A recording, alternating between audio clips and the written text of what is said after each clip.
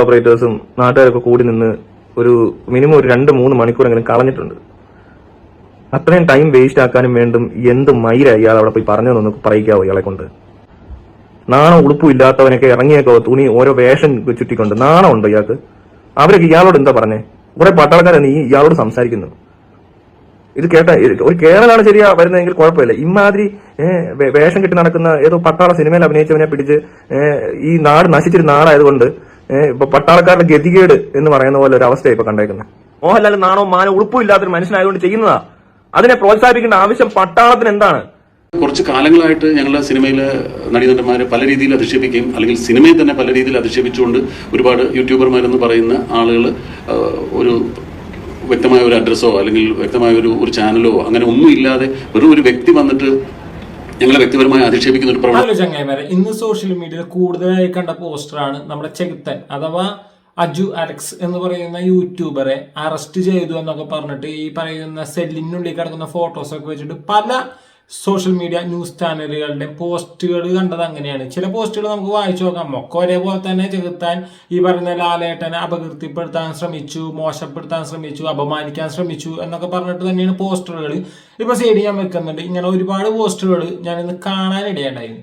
ഇതിന്റെയൊക്കെ തുടക്കം എന്ന് പറഞ്ഞാൽ ഇപ്പോഴൊന്നും തുടങ്ങിയതല്ല. ഈ പറയുന്ന അമ്മയുടെ ജനറൽ സെക്രട്ടറി ആയ സിദ്ദീഖും ഒക്കെ കൂടി ചേർന്നിട്ട് ഈ പറയുന്ന സിനിമാക്കാർക്ക് നേരെ മോശമായിട്ടുള്ള വീഡിയോസ് ചെയ്യുന്നവരെ അല്ലെങ്കിൽ ഈ പറയുന്ന സിനിമാക്കാരെ അപകീർത്തിപ്പെടുത്താൻ രീതിയിൽ അല്ലെങ്കിൽ മോശപ്പെടുത്താൻ അപമാനിക്കാൻ ശ്രമിക്കുന്ന രീതിയിലൊക്കെ വീഡിയോസ് ചെയ്യുന്നവരെയും അതേപോലെ തന്നെ സോഷ്യൽ മീഡിയ കൂടി അവരെ കുറിച്ച് പറയുന്നവർക്കൊക്കെ എതിരെ കേസ് എടുക്കുന്നുണ്ട്. ഇത് കുറച്ച് നാളുകൾക്ക് മുമ്പ് നമ്മുടെ ആറാട്ടനൊക്കെ പോലീസ് അറസ്റ്റ് ചെയ്തില്ല, പകരം സ്റ്റേഷനിൽ വിളിച്ചു വരുത്തി ഉപദേശമൊക്കെ കൊടുത്ത് വിട്ടു എന്നതിനെ കുറിച്ചൊക്കെ നമ്മൾ കേട്ടതാണ്. അപ്പൊ ഇതേപോലെ തന്നെ ഇപ്പൊ വയനാട്ടിൽ ലാലേട്ടൻ ഈ പറയുന്ന ആർമിയുടെ ഭാഗമായിട്ട് തന്നെ യൂണിഫോമിൽ ചെന്നതിനെ തുടർന്നിട്ട് തന്നെ നമ്മുടെ ചെകുത്തൻ ഒരുപാട് വീഡിയോസ് ചെയ്തിട്ടുണ്ടായിരുന്നു. ഇതേപോലെ തന്നെ സോഷ്യൽ മീഡിയ 4 ദിവസങ്ങൾക്ക് മുമ്പാണ് ഫേസ്ബുക്കിൽ ഒരു പോസ്റ്ററൊക്കെ ഇട്ടുണ്ടായി. ഈ പോസ്റ്ററിൽ ഈ പറയുന്ന ലാലേട്ടൻ നമ്മുടെ വയനാട്ടിൽ ഈ പറയുന്ന ആർമി ഡ്രസ്സിൽ യൂണിഫോമിൽ ചെന്നതിനെ കുറിച്ചുള്ള കുറെ ചോദ്യങ്ങളായിരുന്നു ചോദിച്ചെങ്കിൽ പിന്നീട് ഒരുപാട് വീഡിയോസുകളിൽ ഈ പറയുന്ന ലാലേട്ടനെ വളരെ മോശമായിട്ട് തന്നെയാണ് ചെകുത്താൻ പറഞ്ഞിരിക്കുന്നത്. ഞാനൊക്കെ യൂട്യൂബ് അല്ലെങ്കിൽ ഞാനൊക്കെ ഈ റിയാക്ഷനെ കുറിച്ച് അല്ലെങ്കിൽ റിയാക്ഷൻ വീഡിയോസ് ഒക്കെ കാണുന്ന സമയത്ത് ആദ്യം നോക്കാട്ടാ കണ്ടിരുന്നാണ് ഈ ചെകുത്താന്റെയും അതേപോലെ തന്നെ വോയിസ് ഓഫ് മലയാളി എന്നൊക്കെ പറഞ്ഞിട്ട് ഫേസ്ബുക്കിലൊക്കെ കണ്ടിരുന്നു. അന്നൊക്കെ ചെകുത്താന്റെ ഒക്കെ റിയാക്ഷൻ വീഡിയോസ് വളരെ ഇൻസ്പയർ ചെയ്തിട്ടുണ്ടായി. എന്ന് വെച്ചാൽ ഏതൊരു വിഷയം തൻ്റെതായ ഒരു പോയിന്റ് ഓഫ് വ്യൂവിൽ ചെകുത്താൻ വലിച്ചു കീറൊട്ടിക്കുന്നത് കാണാം. എന്നാൽ ഈ ലാലേട്ടന്റെ ഒക്കെ വിഷയം വന്നു കഴിഞ്ഞാൽ ചെകുത്താൻ കുറെ കൂടി ടെററായ പോലെയാണ്. ലാലേട്ടനെ എങ്ങനെയെങ്കിലും ഏതൊക്കെ രീതിയിൽ അധിക്ഷേപിക്കാൻ പറ്റും ആ രീതിയിലൊക്കെ വളരെ മോശമായിട്ട് തന്നെയാണ് ചെകുത്താൻ സംസാരിക്കാറ്. പക്ഷെ ഈ പറയുന്ന വിഷയം വന്നപ്പോൾ വയനാട്ടിൽ ഈ പറയുന്ന ലാലേട്ടൻ ഈ യൂണിഫോമിൽ പോയ ഒരു വിഷയം കൂടി കണ്ടു കഴിഞ്ഞപ്പോ ഒരു ബെല്ലും ബ്രേക്കും ഇല്ലാത്ത രീതിയിലാണ് ഈ പറയുന്ന ചെകുത്താൻ ലാലേട്ടനെ മോശമായിട്ട് തന്നെയാണ് സംസാരിച്ചിരിക്കുന്നത്. ഇത് കണ്ട ആർക്കാരും ദേഷ്യം വരും. അതേപോലെ തന്നെ ഈ അമ്മയുടെ ജനറൽ സെക്രട്ടറി ആയ സിദ്ദീഖാണ് ഈ പറയുന്ന ചെകുത്താനെ അല്ലെങ്കിൽ ഇതിനെതിരെ കേസ് കൊടുത്തത്. ആ കേസിന്റെ ഭാഗത്താണ് ഈ പറയുന്ന ചെകുത്താനെ അറസ്റ്റ് ചെയ്തിരിക്കുന്നത്. എന്താണ് ഈ പോസ്റ്റർ എന്നത് നിങ്ങൾക്ക് ചെകുത്താന്റെ ഈ ഫേസ്ബുക്കിൽ പോയാൽ തന്നെ കാണാൻ പറ്റുമെന്നാണ്. ഇപ്പൊ കാണുന്നില്ല എന്നുകൊണ്ട് ഡിലീറ്റ് ചെയ്തിട്ടുണ്ടാവും, അല്ലെങ്കിൽ ആ പോസ്റ്റ് നിങ്ങൾക്ക് കാണാം. പകരം വീഡിയോസിൽ ചെകുത്താൻ എന്താണ് ഈ ലാലേട്ടനെതിരെയും അതേപോലെ ഈ യൂണിഫോം ഇട്ട് അവിടെ വയനാട്ടിൽ ചെന്നതിനെതിരെയും ഒക്കെ സംസാരിച്ചിരിക്കുന്ന കുറച്ച് ഭാഗങ്ങൾ നമുക്ക് കണ്ടുനോക്കാം. തുടർന്ന് സിദ്ദീഖ് പറയുന്നുണ്ട് എന്ന് വെച്ചാൽ ലാലേട്ടൻ എന്തിനാണ് ആ യൂണിഫോം ഇട്ട് അവിടെ പോയതെന്നും അതേപോലെ തന്നെ എന്തുകൊണ്ടാണ് ഇതുപോലുള്ള കേസ് കൊടുക്കാൻ ഇടയായതെന്നൊക്കെ സിദ്ദീഖ് പറയുന്ന ഒരു ചെറിയ ലേശം ഭാഗം നമുക്ക് കാണാം. അതിനു മുമ്പ് ചെകുത്താൻ എന്താണ് ഈ ലാലേട്ടനെ കുറിച്ച് പറഞ്ഞത് നമുക്കൊന്ന് കേട്ടു നോക്കാം. ഈ മോഹൻലാൽ മാത്രമേ ഉള്ളൂ കേരളത്തിൽ ഇത്രയും ഉളുപ്പില്ലാത്തൊരു മനുഷ്യൻ, അല്ലെ ബോധമില്ലാത്ത മനുഷ്യൻ തോന്നിപ്പോകുന്ന രീതിയിലാണ് വയനാട് പോയി പ്രത്യക്ഷപ്പെട്ടത്. പുള്ളി ഒരുങ്ങിയെന്ന് പട്ടാള വേഷമൊക്കെ എടുത്തിട്ട് എന്തോ പഴങ്ങാനാണ് പോയത് ഇവിടെ. ഇതൊക്കെ ഒരു മേക്ക് ബിലീഫ് അല്ലേ മോനെ എന്നൊക്കെ പറയാനായിരിക്കും. ഈ മോഹൻലാല് ലഫ്റ്റനന്റ് കേണൽ മോഹൻലാല് മറ്റേ യൂണിഫോം ഒക്കെ ഇട്ടിട്ട് വയനാട് ദുരന്തബാധിത മേഖല സന്ദർശിക്കുന്ന സമയത്തെ അയാൾക്ക് ചുറ്റും കുറെ പട്ടാളക്കാരും റെസ്ക്യൂ ഓപ്പറേറ്റേഴ്സും നാട്ടുകാരൊക്കെ കൂടി നിന്ന് ഒരു മിനിമം ഒരു 2-3 മണിക്കൂറെങ്കിലും കളഞ്ഞിട്ടുണ്ട്. അത്രയും ടൈം വേസ്റ്റ് ആക്കാനും വേണ്ടും എന്ത് മൈര ഇയാൾ അവിടെ പോയി പറഞ്ഞതെന്നൊന്ന് പറയിക്കാവോ ഇയാളെ കൊണ്ട്? നാണം ഉളുപ്പും ഇല്ലാത്തവനൊക്കെ ഇറങ്ങിയേക്കോ തുണി ഓരോ വേഷം ചുറ്റിക്കൊണ്ട് നാണം ഉണ്ടോ ഇയാൾക്ക്? അവരൊക്കെ ഇയാളോട് എന്താ പറഞ്ഞേ? കുറെ പട്ടാളക്കാരാണ് ഈ ഇയാളോട് സംസാരിക്കുന്നു. ഇത് കേട്ട ഒരു കേരളാണ് ശരിയാ വരുന്നതെങ്കിൽ കുഴപ്പമില്ല. ഇമാതിരി വേഷം കെട്ടി നടക്കുന്ന ഏതോ പട്ടാള സിനിമയിൽ അഭിനയിച്ചവനെ പിടിച്ച് ഈ നാട് നശിച്ചൊരു നാടായതുകൊണ്ട് ഇപ്പൊ പട്ടാളക്കാരുടെ ഗതികേട് എന്ന് പറയുന്ന പോലെ ഒരു അവസ്ഥയാണ് ഇപ്പൊ കണ്ടേക്കുന്നത്. മോഹൻലാൽ നാണോ മാനോ ഉളുപ്പും ഇല്ലാത്തൊരു മനുഷ്യനായതുകൊണ്ട് ചെയ്യുന്നതാ. അതിനെ പ്രോത്സാഹിപ്പിക്കേണ്ട ആവശ്യം പട്ടാളത്തിന് എന്താണ്? നിന്റെ പണി ഇതല്ലല്ലോ. നിന്നെ എന്തിനാ ഇങ്ങനെ ആക്കി ഇരുത്തിയേക്കുന്നത് പട്ടാളത്തിന് നല്ലപോലെ അറിയാം. യുദ്ധം വന്നാൽ ഇവനെയൊക്കെ വിളിച്ചോണ്ട് പോവോ? ഇങ്ങനെ കൊണ കാണാൻ ചെല്ലുന്നതാണോ? എവിടെയെങ്കിലും എന്തെങ്കിലും നടന്നെന്ന് പറയുമ്പോൾ ഒരു വേഷം കെട്ടി ഇറങ്ങി ചെല്ലുമ്പോൾ അവന് ചുറ്റും എന്തിനാ ഈ പട്ടാളക്കാർ കൂടുന്നേ? ഇവൻ ആരാ? എനിക്കറിയാൻ വേണ്ടി ചോദിക്കുക. അങ്ങനെ എന്ത് ഇവന്റെയൊക്കെ ക്വാളിറ്റി അവിടെ ചെന്ന് നിൽക്കാൻ? വാർത്തക്കാർ മോഹൻലാൽ ലെഫ്റ്റനന്റ് കേണൽ മോഹൻലാൽ രാവിലെ എഴുന്നേറ്റപ്പോൾ തോന്നിയോ ലെഫ്റ്റനന്റ് കേണലാന്ന്? ഇവിടെ ഈ കേണലും കേണയൊക്കെ ഉണ്ടായിട്ട് 3 ദിവസം 4 ദിവസം കഴിഞ്ഞ് അവിടെ എത്തിപ്പെടാൻ ഷൂട്ടിംഗ് ആയിരുന്നിരിക്കും കേണലിന്. അല്ല എന്താ പരിപാടി? അവിടെ ബാക്കിയുള്ള പട്ടാളക്കാരെല്ലാം ആദ്യം വന്നല്ലോ. കേണയ്ക്ക് എന്താ പറ്റിയത്? ഷൂട്ടിംഗ് കഴിഞ്ഞ് എങ്ങാണ്ട് ടൂർ കഴിഞ്ഞ് വന്നേക്കുക കേണൽ കളിക്കാൻ. ഇതിന്റെ കേണൽ കളിയോ?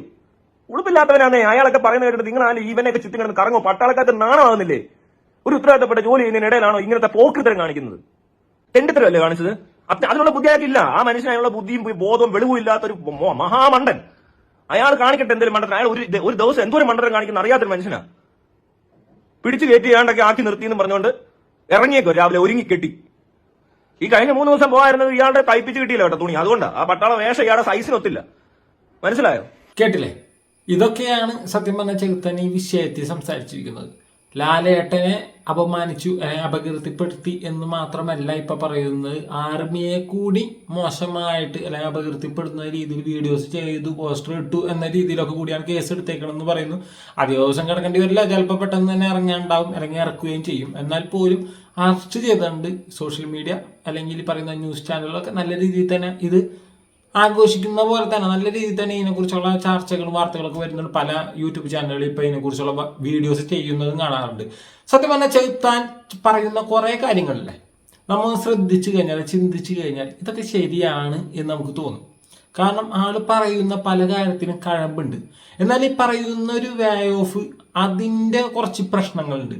ഇപ്പൊ ഒരാളെ കുറിച്ച് ഇപ്പൊ ലാലേട്ടനോട് പേഴ്സണൽ ഗ്രഡ്ജ് ഉള്ള പോലെയാണ് ലാലേട്ടന്റെ ഒക്കെ ഒരു വിഷയം വന്നാൽ ലാലേട്ടനെ കുറിച്ച് പറയുകയാണെങ്കിൽ വളരെ മോശമായിട്ട് തന്നെയാണ് പറയുന്നതെങ്കിൽ പോലും പല കാര്യത്തിലും എന്തൊക്കെയോ എവിടെയോ ശരിയുള്ള പോലെ തോന്നും. പക്ഷെ ഈ പറയുന്ന രീതി ഒന്ന് മാറ്റിയിരുന്നെങ്കിൽ, എന്ന് വെച്ചാൽ ഞാൻ കാണുന്ന സമയം മുതലേ ചെകുത്താൻ പറഞ്ഞു പോകുന്ന ഒരു ശൈലി ഈ രീതിയിൽ തന്നെയാണ്. ഏതൊരു വിഷയത്തിലും വളരെ മോശമായിട്ടോ അല്ലെങ്കിൽ വളരെ ക്രൂവലായിട്ടോ ഒക്കെയാണ് സംസാരിക്കുന്നത് കാണാറ്.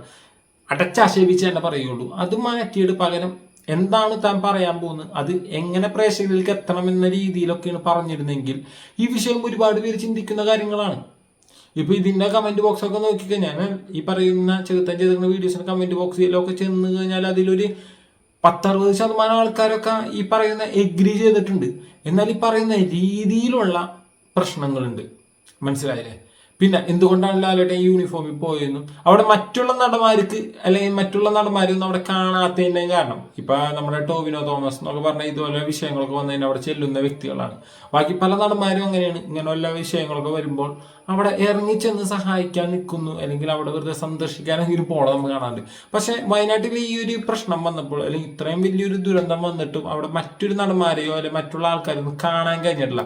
ചെന്നിട്ട് എന്നാൽ ആ മേഖലയിലേക്ക് ചെന്നിട്ടില്ല. എന്നാൽ അവിടെ ലാലേട്ടൻ മാത്രം ചെന്നിട്ടുള്ള ഇത് യൂണിഫോമിൽ. എന്തുകൊണ്ടാണ് ലാലേട്ടന് മാത്രം അങ്ങനത്തെ ഒരു ചാൻസ് കിട്ടി അല്ലെങ്കിൽ ലാലേട്ടൻ അങ്ങനെ ചെന്ന് പറ്റാൻ കഴിഞ്ഞത് എന്നുള്ളതിന്റെ കാരണവും പിന്നെ ലാലേട്ടൻ അവിടെ ചെന്നതിന്റെ കാരണവും പിന്നെ ഈ കേസ് കൊടുത്തതിന്റെ കാരണങ്ങളൊക്കെ ആയിട്ട് സിദ്ദീഖ് പറയുന്നുണ്ട്. നമുക്ക് അതൊന്ന് കേട്ടു നോക്കാം. കുറച്ച് കാലങ്ങളായിട്ട് ഞങ്ങളുടെ സിനിമയിലെ നടീനടന്മാരെ പല രീതിയിൽ അധിക്ഷേപിക്കുകയും അല്ലെങ്കിൽ സിനിമയെ തന്നെ പല രീതിയിൽ അധിക്ഷേപിച്ചുകൊണ്ട് ഒരുപാട് യൂട്യൂബർമാരെന്ന് പറയുന്ന ആളുകൾ ഒരു വ്യക്തമായ ഒരു അഡ്രസ്സോ അല്ലെങ്കിൽ വ്യക്തമായ ഒരു ചാനലോ അങ്ങനെ ഒന്നും ഇല്ലാതെ വെറും ഒരു വ്യക്തി വന്നിട്ട് ഞങ്ങളെ വ്യക്തിപരമായി അധിക്ഷേപിക്കുന്ന ഒരു പ്രവണത കഴിച്ച കുറച്ച് കാലങ്ങളായിട്ട് സിനിമയിലെ നടീനടന്മാർ അനുഭവിക്കുന്നുണ്ട്. അപ്പോൾ ഇതിന് നമുക്ക് ആരെങ്കിലും ചോദിക്കാൻ വേണം. ഇതിന് രാജ്യത്ത് നിയമമുണ്ട്. അപ്പം നമ്മളതിന് ഇപ്പോഴാണ് അതിനൊരു നിയമപരമായ ഒരു നടപടി സ്വീകരിക്കണമെന്ന് പറഞ്ഞിട്ട് നമ്മളൊരു പോലീസിൽ പരാതി കൊടുക്കുകയും അതിപ്പോൾ ഒരാളെ ഇന്നലെ അറസ്റ്റ് ചെയ്തിട്ടുണ്ട്. ഇതിന് മുമ്പ് ഒരാളെ പോലീസ് സ്റ്റേഷനിൽ വിളിച്ചു വരുത്തിയിട്ട് അയാളുടെ നിന്ന് എഴുതി വാങ്ങിയിട്ടുണ്ട്. ഇനിമേൽ അയാളുടെ ഭാഗത്ത് നിന്ന് ഇങ്ങനെ പ്രവൃത്തി ഉണ്ടായാൽ തീർച്ചയായിട്ടും കേസ് ചാർജ് ചെയ്യുമെന്ന രീതിയിൽ പോലീസ് ഇടപെട്ടിട്ടുണ്ട്. ഇതിപ്പോൾ ആർക്കും ആരെയും എന്തും പറയാമെന്നുള്ള രീതിയിലേക്ക് ആ ഒരു മേഖല നീങ്ങിക്കൊണ്ടിരിക്കുകയാണ്. ഇപ്പം നമ്മളെ സംബന്ധിച്ചിടത്തോളം 1947 ഓഗസ്റ്റ് 15 നമുക്ക് സ്വാതന്ത്ര്യം കിട്ടി. ശരിയാണ്, നമുക്ക് സ്വാതന്ത്ര്യമുണ്ട്. സ്വാതന്ത്ര്യം നമുക്കൊരാളെ അധിക്ഷേപിക്കാനുള്ള സ്വാതന്ത്ര്യമില്ല. മറ്റൊരാളെ കയ്യേറ്റം ചെയ്യാനുള്ള സ്വാതന്ത്ര്യം നമുക്കില്ല. ആരെയും എന്തും പറയാമെന്നുള്ള സ്വാതന്ത്ര്യം നമുക്കില്ല. നമുക്ക് ലിബർട്ടിയാണുള്ളത്. റെഗുലേറ്റഡ് ഫ്രീഡം എന്നാണ് പറയുന്നത്. ലിബർട്ടി. നമ്മുടെ ഫ്രീഡത്തിനും ഒരു റെഗുലേഷനുണ്ട്. മറ്റൊരാളെ ഹനിക്കാനോ അയാളെ മാനസികമായിട്ട് വേദനിപ്പിക്കാനോ ഒന്നും ഒരാൾക്ക് സ്വാതന്ത്ര്യമില്ല. അതിനൊക്കെ ഇവിടെ നിയമങ്ങളുണ്ട്. അപ്പം അത്തരം നിയമം അനുശാസിക്കുന്ന രീതിയിൽ ഒരാളെ മോഹൻലാലിനെ വളരെ വ്യക്തിപരമായിട്ട് അധിക്ഷേപിച്ചുകൊണ്ട് മോഹൻലാൽ ചെയ്തത് അയാൾ ടെറിട്ടോറിയൽ ആർമിയുടെ ഒരു ഭാഗമായതുകൊണ്ട് അദ്ദേഹത്തിന് അവിടെ ആ സമയത്ത് പോകാൻ പറ്റി. നമ്മൾ പലരും അവിടെ ഒന്ന് പോകണമെന്ന് വിചാരിച്ചിട്ട് സാധിക്കുന്നില്ല. അവിടെ രക്ഷാപ്രവർത്തനങ്ങൾ നടന്നുകൊണ്ടിരിക്കുകയാണ്. അവിടെ ഒരു പബ്ലിക്കിന് പ്രവേശനമില്ല. പക്ഷേ മോഹൻലാൽ എന്ന വ്യക്തി ടെറിട്ടോറിയൽ ആർമിയുടെ ഒരു ഭാഗമായതുകൊണ്ട് ആർമിയുടെ കൂടെ അവിടെ നിന്ന് പോകാൻ സാധിച്ചു. അത് അദ്ദേഹം ചെയ്തൊരു വലിയ പുണ്യപ്രവൃത്തിയാണ്. അവിടെ ചെന്നിട്ട് എന്താണ് അവിടെ നടന്നതെന്ന് മനസ്സിലാക്കാനും പിന്നെ അദ്ദേഹത്തിന്റെ വിശ്വശാന്തി ഫൗണ്ടേഷൻ അതിനുവേണ്ടി സാമ്പത്തികമായ സഹായം വാഗ്ദാനം ചെയ്തു എന്നൊക്കെ പറയുന്നത് അദ്ദേഹത്തിന് അതിന്റെ പേരിൽ ഒരു പബ്ലിസിറ്റി കിട്ടിയിട്ട് പ്രത്യേകിച്ച് ഒന്നും നേടാനില്ല. അത് അദ്ദേഹം ചെയ്തൊരു വലിയ പ്രവൃത്തിയെ അഭിനന്ദിക്കുന്നതിന് പകരം വ്യക്തിപരമായിട്ട് അദ്ദേഹത്തെ ഒരുപാട് അധിക്ഷേപിക്കുന്നത് കണ്ടപ്പോൾ ഒരു വ്യക്തി എന്ന നിലയിൽ അദ്ദേഹത്തിന്റെ ഒരു സഹപ്രവർത്തകൻ എന്ന നിലയിൽ എനിക്ക് വലിയ വിഷമമുണ്ടായി. പിന്നെ ഞാനൊരു സംഘടനയുടെ നേതൃസ്ഥാനത്തിരിക്കുന്നതുകൊണ്ട് മോഹൻലാൽ സംഘടനയുടെ പ്രസിഡന്റ് ആയതുകൊണ്ടല്ല, മോഹൻലാലിനെ മാത്രമല്ല ഈ സംഘടനയിലെ ഒരു സാധാരണ മെമ്പറെ പോലും അങ്ങനെ ഒരാൾ വ്യക്തിപരമായി അധിക്ഷേപിച്ചാൽ തീർച്ചയായും അത് ചോദ്യം ചെയ്യേണ്ട ബാധ്യത ഒരു സംഘടനയുടെ ജനറൽ സെക്രട്ടറി എന്ന നിലയിൽ എനിക്കുണ്ടെന്ന് വിശ്വസിക്കുന്ന ഒരാളാണ് ഞാൻ. അതുകൊണ്ടാണ് ഞാനത് പോലീസിൽ ഇടപെടുകയും ഞാൻ എൻ്റെ റിട്ടേൺ ആയിട്ടുള്ള കംപ്ലയിന്റ് കൊടുക്കുകയും ഇതിനെതിരെ ഒരു നടപടി എടുക്കണമെന്ന് ആവശ്യപ്പെടുകയും ചെയ്തത്. അപ്പൊ അതിന്റെ പേരിൽ നടപടി എടുക്കുകയും ചെയ്തു. ഈ പറഞ്ഞ പോലെ തന്നെ ഇതിനു മുമ്പ് അതാണ് പറഞ്ഞത്, കുറെ നാളുകളായിട്ട് ഇവർ കണ്ടുവരുന്ന ഈ പ്രശ്നത്തെ അല്ലെങ്കിൽ ഈ വിഷയത്തെ അവര് എടുക്കുകയും അതനുസരിച്ച് ഇപ്പൊ ഈ പറഞ്ഞ ഒരാളെ വിളിച്ചു വരുത്തിയിട്ട് എഴുതി മേടിച്ചെന്നൊക്കെ പറഞ്ഞാൽ നമ്മുടെ ആറാട്ടണ്ണനെ കുറിച്ചാണെന്ന് തോന്നുന്നു. പിന്നീട് ഇപ്പൊ ഈ പറയുന്ന ചെകുത്താൻ അറസ്റ്റ് ചെയ്തിട്ടുണ്ട്. ഇവര് കുറെ ലിസ്റ്റ് ഉണ്ടാവും. ഇങ്ങനെ ഓരോരുത്തരായിട്ട് ഒരു സിനിമയെ കുറിച്ച് പറയുന്നവരാവട്ടെ, ഈ നടന്മാരെ കുറിച്ച് പറയുന്നവരാവട്ടെ, ഓരോരുത്തരും ഇങ്ങനെ സെലക്ട് ചെയ്തിട്ട് വരും ദിവസങ്ങളിൽ അവർക്കെതിരെ ഇങ്ങനെ ഉള്ള ഒരു കേസും കാര്യങ്ങളൊക്കെ ആയിട്ട് നമുക്ക് കാണാൻ കഴിയും. പിന്നെ ഈ പറഞ്ഞ കാര്യമാണ്, ഈ പറഞ്ഞ ലാലേട്ടന് മാത്രം അവിടെ പോവാൻ കഴിഞ്ഞതിന് കാരണം ഒന്ന് ആള് ഈ പറയുന്ന ആർമിയിലുള്ള വ്യക്തി ആയതുകൊണ്ടും അതുകൊണ്ട് തന്നെ അവിടെ നേരിട്ട് ചെല്ലാൻ കഴിയുകയും വെറുതെ നേരിട്ട് ചെന്ന് കാണുക മാത്രമല്ല അദ്ദേഹത്തിന്റെ അല്ലെങ്കിൽ അദ്ദേഹം കൂടി ഉള്ള ഒരു സംഘടന ഭാഗമായിട്ട് 3 കോടി രൂപ കൊടുക്കാമെന്നും പിന്നെ അതുപോലെ തന്നെ അവിടുത്തെ നാശനഷ്ടങ്ങളൊന്നും സ്കൂള് ഏതൊരു സ്കൂളിന്റെ കാര്യം പറയണ്ടല്ലോ അത് പുനർനിർമ്മിച്ച് കൊടുക്കാമെന്നൊക്കെ പറഞ്ഞിട്ടുണ്ട്. അപ്പൊ അതൊക്കെ ചെയ്ത കാരണം എന്താണ്, അല്ലെങ്കിൽ അതൊക്കെ നേരിട്ട് കണ്ടത് കൊണ്ടാണ് ഇത്രയും അവിടെ നിന്നിട്ട് തന്നെ വാഗ്ദാനം കൊടുക്കാൻ കഴിഞ്ഞത്. പിന്നെ ഈ ടെറിട്ടോറിയുടെ ഭാഗമായ കൊണ്ട് തന്നെ ലാലേട്ടന് മാത്രം എന്തോ പറ്റുള്ളൂ എന്നാണ് അവിടെ പോയത് നേരിട്ട് കാണാനും ആ കാര്യങ്ങളൊക്കെ മനസ്സിലാക്കാനും കഴിഞ്ഞത് അതുകൊണ്ടാണ്.